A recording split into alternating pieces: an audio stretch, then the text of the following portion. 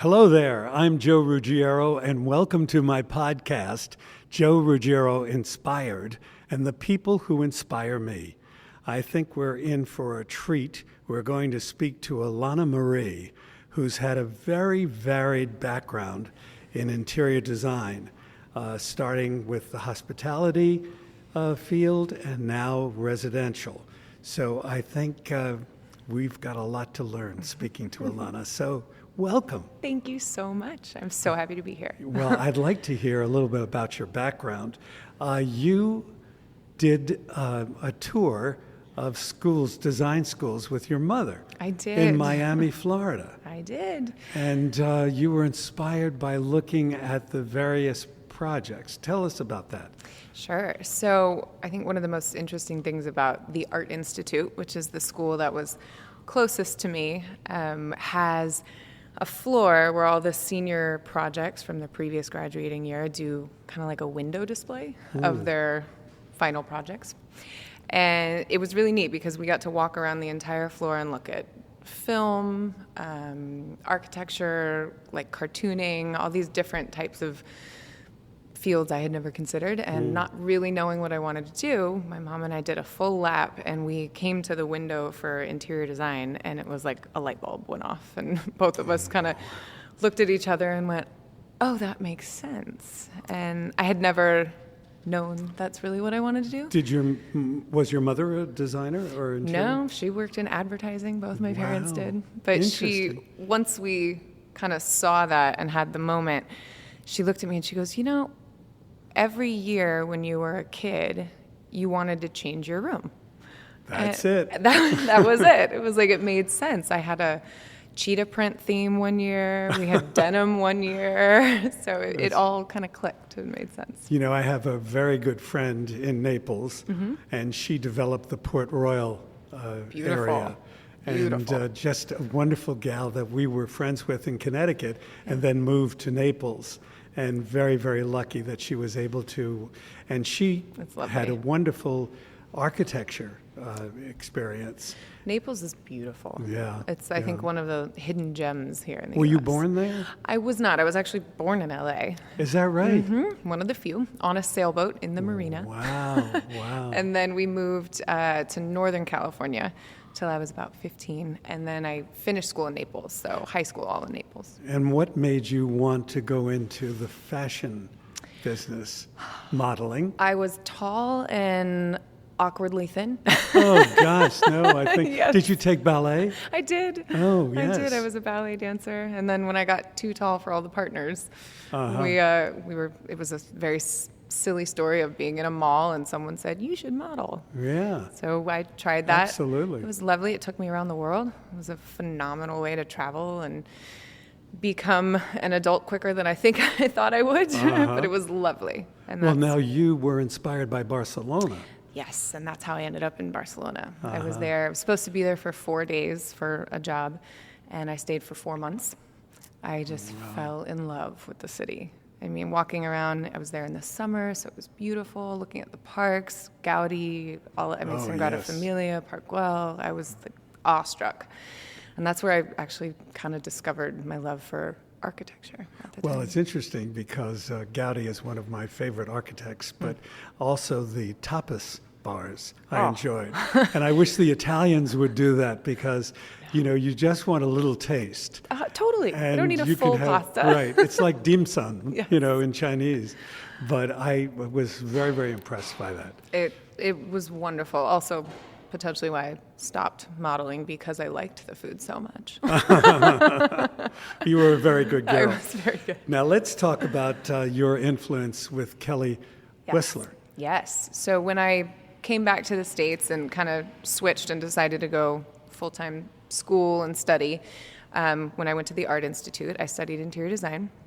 And they had one of my classes, I had to write a paper on someone in the industry that we either admired or wanted to follow their footsteps, something. And I obviously loved Kelly, who doesn't?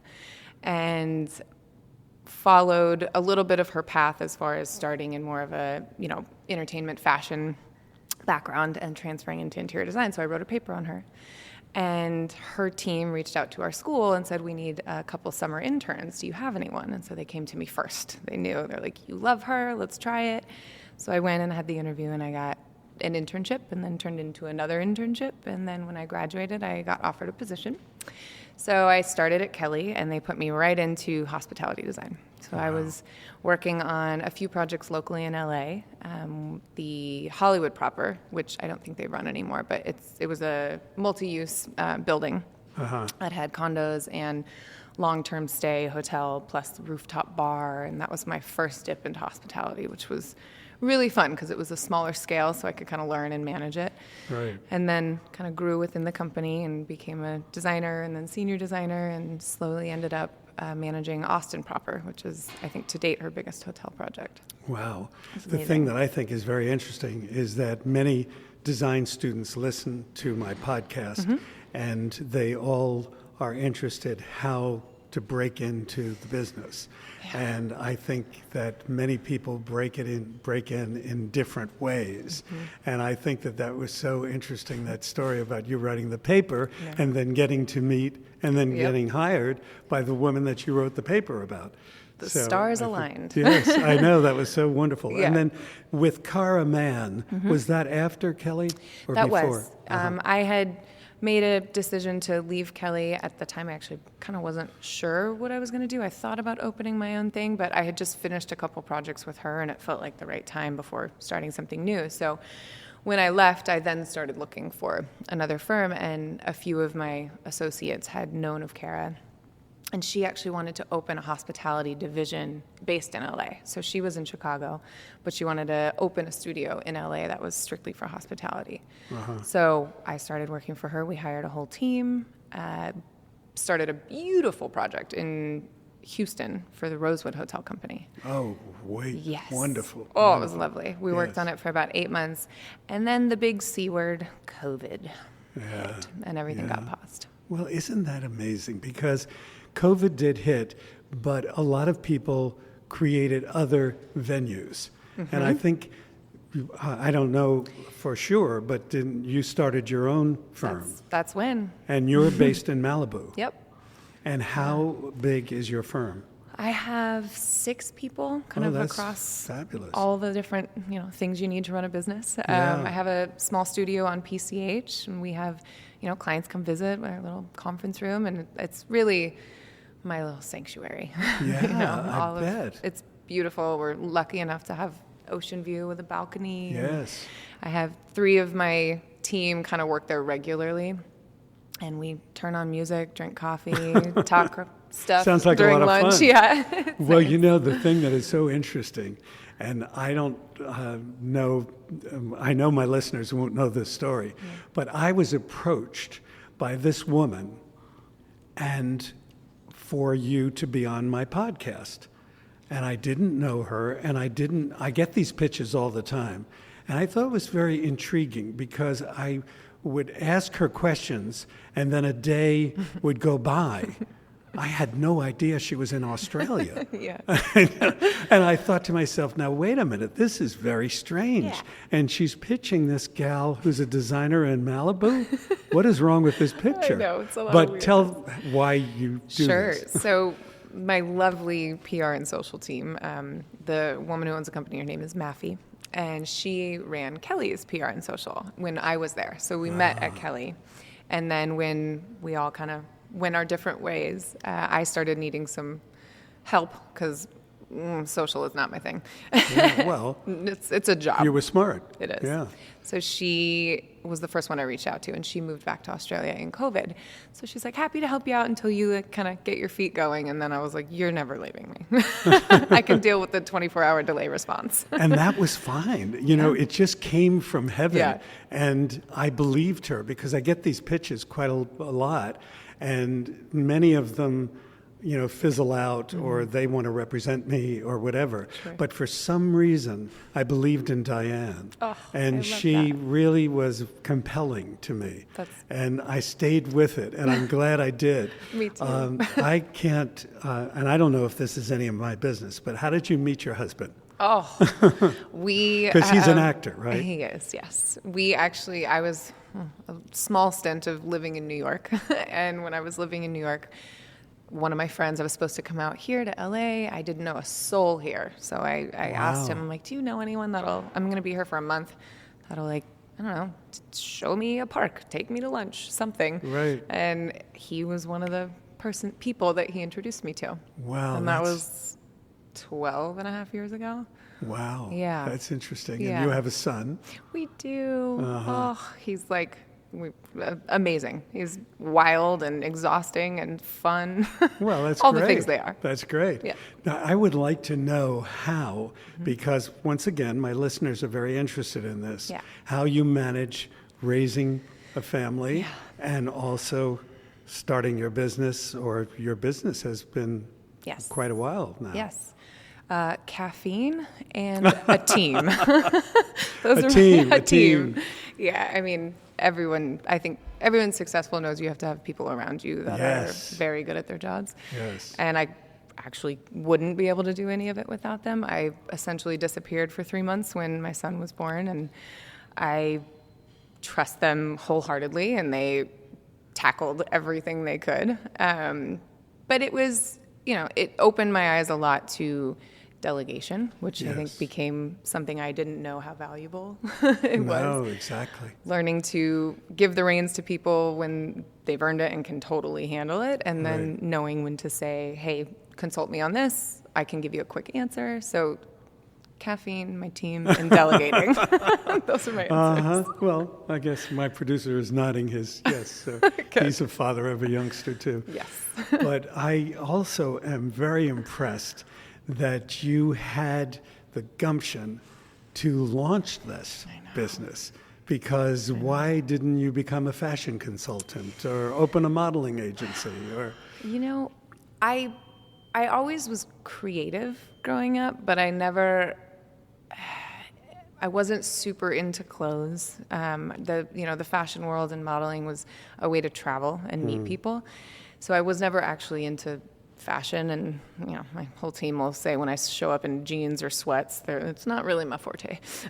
But when COVID hit and I had the opportunity to kind of start something new, I just figured it was the best time to take what I think there's few people that are lucky enough to find something they enjoy, they're good at, and you can make money at. And I was lucky enough to be in a position where all three of those were kind of on the plate, and I got to have them all at once. well, now, do you charge by a fee basis, or do you sell furniture and make your profit there? Depends on the project. We have kind of two different structures that we work in, and I've called many designer friends and asked, what do you do? What do you do? Right. Everyone has a different answer. Everyone wants to know. It's the age-old question. I don't think it'll ever have a concrete answer. But we typically do a fee for a concept phase, like a flat fee, and then we'll bill hourly plus a markup percentage for anything past that.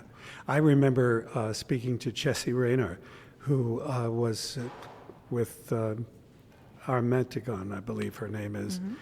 They had Mac 2, the company in New York, and I asked her, what her procedure was.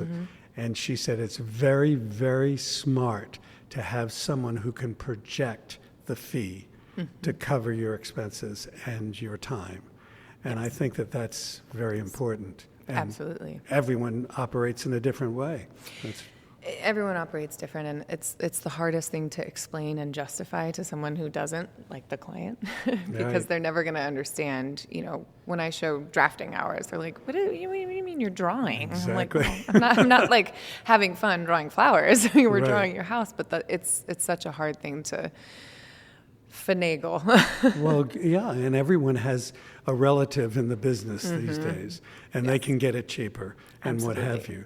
But I think it's very important that you stick to your guns and that you're able to win their respect. Yeah. I don't have the patience. And honestly, we just in the last year or so got to a point where, people will ask, is there any flexibility? And I'm like, unfortunately, no. So if you need to find flexibility in a fee, there's plenty of other designers in LA. And another question I get is, how can I license my name? And I was in on it early because we'll celebrate our 24 years of Wow. the brand. Oh my God. And I That's only amazing. could design for manufacturers. I didn't have the patience as you do, Sure. working with clients. And I would say that, I had the idea and I tried to pitch it to manufacturers for a long time, but until I got national presence with HGTV, it became much easier, but it wasn't in the beginning. I'm 4 years in now, and I feel like we're just we have the foundation enough to know when to say yes and when to push and when to say no. And it took me a long time to recognize that I also can say no to clients. Absolutely. And that was, absolutely. You're so hungry in the beginning and you don't want to just push anything away. And I'm like, no, I need to protect. You're being very honest with your clients. Another question, and I don't know if you want to share it, you don't have to name any names, but the most difficult project that you have encountered so far and the easiest or the most fun? We'll start with difficult so I can get it out of the way. I definitely won't name anyone, but we were on a project where I spent too much time pleasing one party of the pair client. Yes. And the other was not involved. And when it came to the end and the other said party was not happy, it was not nice. Yeah. So that was a hard lesson for me to learn, is that if there are two people involved, Get them involved. everyone needs to be on board. Absolutely. Yeah. So that one didn't end nicely. But we've all got them. What's the most fun? Most fun, tiebreaker. We're working on them both right now, so I'm excited. One is conveniently on my street, 3 doors down, best commute. And it's our first project where we've done everything, including the architectural drawings. Wow. We then have an engineer come on board and go through and do all the details and structure, but where it's ground up ours, and it'll be completed at the end of the year. So it's, I think, the most exciting because we've had a hand in every single thing down to the rain gutters. So important. Yes. Really. So that's been a blast. And then I think the other one is a project we have in Tahoe right now that's on the lake, and it is wonderful. The client is a dream, and they give us creative freedom, but also we do it within their lane of comfort. So it's been a really fun challenge too, because it's a more modern project, which we don't typically specialize in, I would say. That's interesting. Yeah, it's a new lane for us, which has been really fun. Now, do you specialize in any one style or you adapt to the client? Every time I have a client meeting and we're going through and I'm doing our pitch, my little elevator speech, I'm always like, this is not a cop-out, I promise. But I always say I deliberately don't have a style because multiple reasons. One, I don't ever want to put myself in a certain box or lane. And I fully support everyone who does. I think if you find something you're really good at, own it, stay in it, and people will hire you for that forever because you've gotten good at it. I want to be a little bit more of a flexible mold for whatever the surroundings are, the client, the usage, the location. So we tend to take every project with a totally blank canvas and try to apply our design aesthetic through the client's needs. What is your read when you meet your clients? Can you, this is where your intuition plays. How do you capture that? My first thing that I kind of try to look at is whether a client tells me they know what they want. Because they don't. Because they don't most of the time. And if they do, and I can tell they really actually know exactly what they want, I'm like, you don't need me. If you know exactly what you want. I've said that so many times.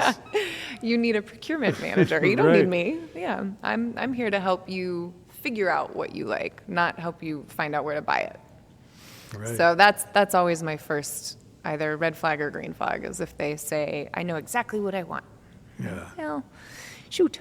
Yeah, exactly. Yeah. And then in terms of your presentation, do you use new technology or? Yes, we 3D model a lot of things because I think it's the quickest way for us to communicate to our client where they can understand instead of going through the full process of fabric samples, drawings, mood boards. We do all that as well. But a lot of our clients aren't necessarily in Malibu or LA, so we've found that digital presentations have been very, very helpful. So we use InDesign for most of it, and we'll do full presentations with screenshots of models, and we do 3D walkthroughs of a model once we create fantastic. a space. Yeah. So. Do you have issues with fabric selections? Oh, Color always. palette? No, I mean, color palette. Luckily, we are a firm that uses color, and our clients kind of embrace that, which has been fantastic. So our color palette, kind of the same thing as the aesthetic. It changes for every project. But we have a really extensive library for the small space we have in Malibu. So we have full in-studio meetings where we do massive pulls and palettes before the client's even involved. And then we'll kind of vet everything as far as, stain, treatment, or durability and double rubs. We'll go through all that before we present anything to them. Well, it's so interesting because we have had many guests, female guests, and most of them come in bright colors. And when you walked in, you were in your monotones. Yes. And of course, I think it was very interesting, your makeup too. Oh, thanks. It's very monotone. Yeah. And I guess that's au courant. But I find it very interesting. Is this the way you dress most of the time? Yeah. In monotones? I typically, I don't go bold in colors for whatever reason on myself. I always feel we're more of a pop a color kind of team, and I think that's kind of how I am in general. I love a tan and black combo. Well, I mean, do you read people from what they're wearing? Oh, yeah. Oh, yeah. First client meeting, I will always kind of assess whether they're in bright colors or they're wearing a lot of jewelry. It'll give me a good feedback as to what they like to surround themselves with. Yeah, that's so interesting. Is there any advice that you could give someone who's starting out a business, trying to get the right team around them? Because I keep hearing team. Very, very, very important, especially to a creative person, to be able to have the rudiments of architecture or layouts. Or I would say in the beginning where I struggled was because I had worked at, a couple large firms, and when you're at a place like that, you tend to wear a lot of hats because there's a lot of things to do. When I started my company, I was trying to wear all the hats. And I think the most important thing was figuring out what I'm good at and figuring out what those around me are good at and making sure to isolate those things to each person. Because if I were trying to oversee something too much, not only would that be time taken away from what I'm actually good at and what the clients are paying me for, but it would be hurting a little bit of either, the ego or confidence of the person working with me. So I always found that I needed to give my team a little more space to figure things out, and then we work through the solutions together rather than me giving them a guidebook of everything and how to do it, because you don't learn that way. No. And I think another thing that you could advise our listeners is dealing with manufacturers. What is the secret there? I get into a little bit of an interesting situation often with our clients because I protect my vendors almost as much as my clients, if not equally. Interesting. Because at the end of the day, my clients they're a forever relationship because most of our clients are repeat in some way, but my vendors are repeat across multiple projects and will be as long as I have a good relationship with them. So I try to tell my clients I have to protect them, because if you want something faster and the best quality, that's going to be dependent on my relationship with them. So no, I'm not going to go back to them and ask for it faster, cheaper. This is their price. They have it for a reason, or their lead time, or whatever it may be. So my relationship with my manufacturer is just as important as my relationship with my client. Absolutely. Yes. I just went through an experience because my wife said to me that she wanted these 2 chairs that I had designed, and my manufacturer is based in High Point. Well, what we had to go through to get those 2 chairs and then have it shipped out here, and when it was coming, and the delay, and what time. you have to have patience, You do. especially if you want what you want. And I think your protection of those manufacturers and your educating your clients, so important. Well, you're right. I think the education is a big part of it because they don't know. That's why they're hiring a designer. This isn't a field they're used to.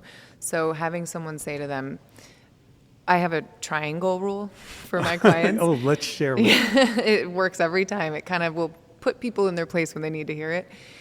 You can have all three: price, lead time, and quality. Wow. Period. So pick your two important things. Whether Right. you want it to be cheap and good, then you got to wait a long time. Right. If you want it fast, you got to pay more, and it can still be good quality. Or if you don't really care about the quality because it's in your living room of a guest house, then you can get it quick and cheap. But you Yeah. can't have all three. That's right. Now, that is something that we have learned. You're the first guest that have said that about that triangle. The triangle which I rule. think is very interesting. Yeah. Now, do you still travel? I do. Uh-huh. I do. And what are your favorite cities? Or We have a place in Austin, and we go there. We have a good little circle of friends, so we go there for social and fun. But I just went up to Vancouver, visiting my fella who's working. Vancouver's beautiful, but I'm loving Tahoe. This project right now is yes. like I'm from Sacramento, so Right. I grew up going to Tahoe, and I kind of forgot it as like a distant childhood memory. And going back there now, it's so beautiful, and Yes. summer is gorgeous, winter is gorgeous. I want to go all the time now. And the color of the lake is just so It's spectacular. beautiful. We went there on a winter vacation, and we wound up in the middle of a blizzard. But it still was so enchanting and Yeah. so beautiful. The last time I went up with my team, well, not the last time, one of the times we went up, it was winter. And it was one of the first times I was like, I am responsible for these other ladies in the car, and I'm on the freeway, and it is blizzard no conditions. chains. No chains. I was terrified. Yeah, gosh. like, Well, there is pull a over. stop point where they made us put chains on. And I wish they didn't know would've. anything about that, and they showed me how, and it was really easy. But anything that I have not asked you that you want to answer? My favorite color is yellow. Is it? Well, yes. Ironically, yes. I love yellow. It's so Huh. happy. You Well, can't you know like, who not loved- be happy when you see You yellow. know who loved yellow was Babe Paley, because one of the apartments that they had was painted taxi color yellow. That's an aggressive lacquered yellow. walls, because they had the most incredible collection of original art and That's famous neat. artists, and it shone Wow. beautifully against those yellow Against walls. the yellow. That's fantastic. Now I Anything want to do a else? lacquer yellow wall. I don't think so. I mean, I think we covered. I want to make sure that your representation is pleased with this interview, They will be. because they worked very hard on I'm it. so grateful, and it's very nice to hear that they really put it out there. So Yes. thank you. Well, thank you for spending your time. course. I know you're a busy lady. Always make time. Thank you. Lovely to talk. Thanks, Joe.